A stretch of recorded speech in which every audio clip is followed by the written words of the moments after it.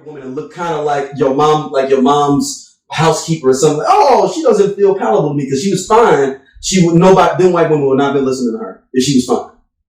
I think Oprah is attractive when she was not wearing contacts. But I'm talking about when she's a bigger. No, but that's Oprah. She already got her bread though and started looking better. I'm talking about that original Oprah in '94. Yeah, the bigger kind of man-ish looking Oprah that would be sitting there. White people was not going to be palatable. So if it was Tyler Banks there, they wouldn't have been feeling her as much. I feel that, and it's a crazy thing because someone asked me the other day about who did I find more attractive, Beyonce or Kelly Rowland. Mm-hmm. And for me, I was like, they have two. I said, we can't do that. They have two completely different looks and styles or whatever, right?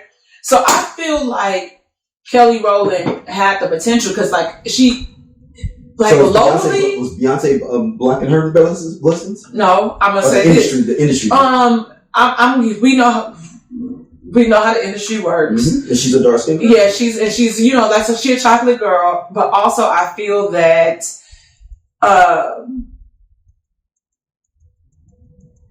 musically, Kelly's singles are the better tracks on her album. Okay. She has albums that I can skip this. She has a lot of good album tracks. Yes. So it is not translating over. Or it's there's kind of this weird formula to it. So it's I call it the Confessions formula. Oh, okay. So Confessions, think about it. Okay, so when Usher dropped Yeah. Yep. He didn't let Yeah die. We were still blasting Yeah, and then he dropped Confessions. He didn't let Confessions die. He dropped another single. It was back to back. I'm Doja. This Sleep. Yeah, we part of Just Posted Podcast, man. The best show on this network. Come on, check, girl. Seriously, man. Just Posted. It's just me and Doja sitting back talking about what the fuck going on in the world and the streets. Man. We said labor of love. He said labor of love. I didn't say that shit. Shout out to, everybody coming to watch, though, man. We really appreciate y'all. Holla at y'all later. Hey, man, this nigga just tall for no reason. I'm gone. He do regular jobs. Don't forget that.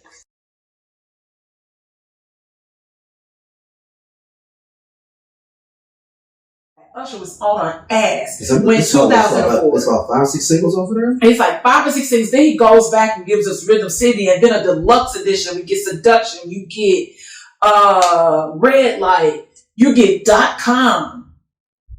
And I think people have to go back into old formulas, which is why artist development and all of that is so important. 5 singles off that album. Yeah, and a lot of our artists today are very lackluster. Hey, no, you're right. He dropped January. March Burn drops. June. This is all in 2004. June Confessions Part 2 drops. Yep.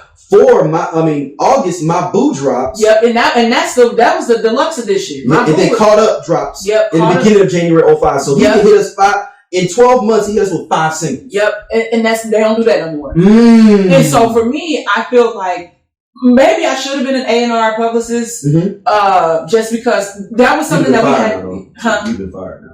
Why? Because A&R's no more. They be. I found homeboy that's an A&R. No, I'm saying there's so many consolidations. You'd be doing something else now. Yeah, I mean I feel like A&R and PR go hand in hand in marketing. Yeah. But there are certain forms, and especially because and you could be somebody's personal A&R because we have the internet. So what are you doing? What are you building out? I remember there was an artist putting up on your Instagram. What are you putting up on? Yeah, what are you doing? How are you engaging? Ario. So one time we had this conversation where it was what do you do? I was oh, I'm in school for journalism and PR, blah blah blah blah. And I was well, I feel I get that you're more reserved, but we're moving away from that. The label being able to do stuff, and I feel you have to be more engaging. You can curate what you want to be. The mysterious artist. Yeah, it's but you still drop enough stuff. So the only person, if you are at a certain level, like a Beyonce, you can do that. You can do that. Mm-hmm. But if you are not, and you are, I'm not gonna say on the Chitlin circuit, but if you're a mid-major artist. Yeah, there are still things that you have to do to engage with your fan base, and a lot of people don't know how to do that. And I remember giving him this formula and say, okay, well, here's the ins and outs. Whether you have me do this or not, you should be doing this. And I just gave it to him. I'm like, you can have it. And so he a little bit, but you know what happened? Not too much longer after that, Chris Brown popped back on the scene. Because there was a window where Chris Brown, after the whole Rihanna thing, there was a lane open. There was a lane open. And so I was like, you have to take it. And Trey Songz took it. That's who took it. Trey Songz took it.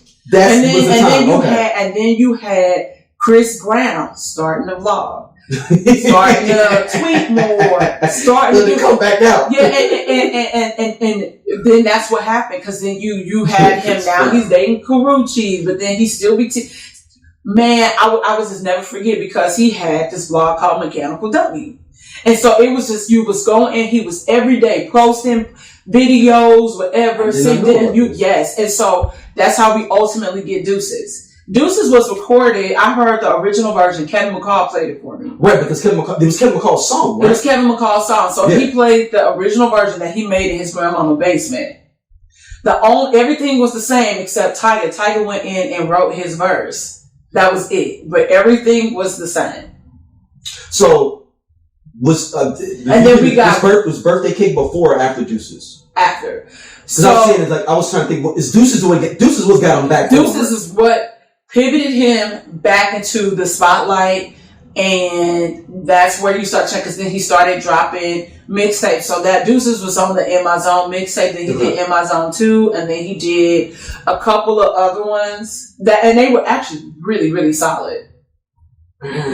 So, but I think when it comes to people, they don't really take the time to map out, and I always felt like Kelly was the stronger vocalist. Her daddy will tell you that. But ultimately, it was just it was the follow up. Like for me, like for motivation, while you was riding away, you rode the wave too long. So while they were still blasting motivation, something else should have came out on the album. And it took too long. She dropped this song called Kelly. And people were like doing dances and all this stuff to it. I would have called like the hottest rapper at that moment and got him on a remix and dropped a visual to it, because it was dope. It was really dope. But then you just pop it out like to make sure people don't hear about you. And I guess Kelly has a huge audience internationally. Yeah. But I'd be like, girl, like give me something. Like, I guess I enjoyed Coffee, then you dropped an EP, but did I go back and consistently listen to it? We don't talk about it. And I feel like, I know she also said like she had dealt with personal issues on her own, because you know she was dating somebody named Nelly Cab when she did the Dirty Laundry song that was beating her. They may not know who that is. Yeah, we know. St. Louis knows who it is. We know who it is. But ultimately, I think that it is a plan. So like you have to have some sort of a game plan. Like, yes, don't take too long of overthinking it. She's an Aquarius like us, so I can see her being in her head, because I'm in mine all the time. Yep, and overthinking it, but you just kind of gotta go but like if you know you got something, okay, so what's my follow-up? What am I doing next? And I think we just need to get Kelly rolling with like hella solid ass like producers and like writers and spend the money. She don't want to do it anymore though. But now she acting. So that's what I'm saying though. Does she want to do the acting thing? You know, just come out with that. Yeah. Now somebody I think that should be blowing up, and she's a darker woman, and it's like she's right there. Coco?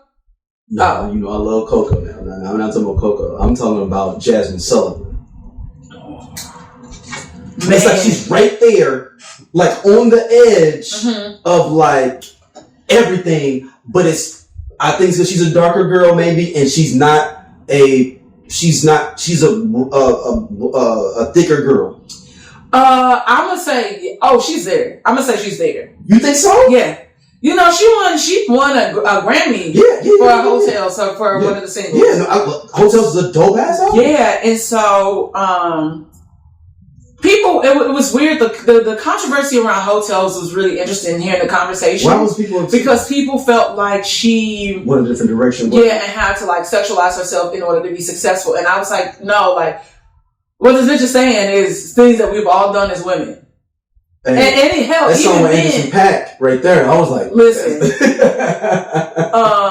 Though I didn't like his He has a colorist line in there that I don't fuck with. What was it? Yeah, I just want to let y'all know I'm so like anti-colorism. What was the colorism? So he said like, okay, pretty much that this girl was putting a baby on him, and he said that the baby was dark skinned and he was light skinned and Indian. I don't like that. I don't like stuff like that. And we also know that's not how genetics work. I know. I think it's a story. I think the idea of that song was that the person character he's playing being ridiculous. Yeah. I don't think that's actually him saying it's like, because they were like playing roles. You know, niggas like being black. They don't like being black. So I would did you see that podcast clip where the guy was like, Because there's a lot of black. He was trying to say he was his origins. He wasn't black and he was from Panama. And he didn't even know how. No. There's this clip, this viral clip. These people, it was like they were all black, and I don't know what they were talking about per se. It didn't seem like it was bad, but then he was trying to like say that he wasn't black. And I'm like, hey y'all, if you like what you see here on Everyone Needs an Aquarius, be sure to hit that button right there. It'll take you to more clips, and be sure to like, subscribe, and share our podcast. See you back next time.